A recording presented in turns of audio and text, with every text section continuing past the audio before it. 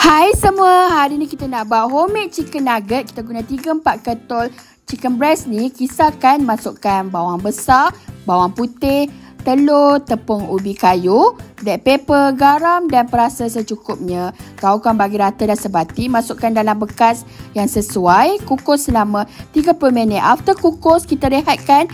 Biarkan dia sejuk, baru boleh potong. Potonglah ikut bentuk yang sesuai, kecil. Tepung goreng Rangup Dr. Oetker Nona ni campurkan dengan air. Agak-agaklah adunan dia tak cair, tak pekat. Masukkan chicken nugget, gaulkan sebati dan salutkan dengan breadcrumb Dr. Oetker Nona ni.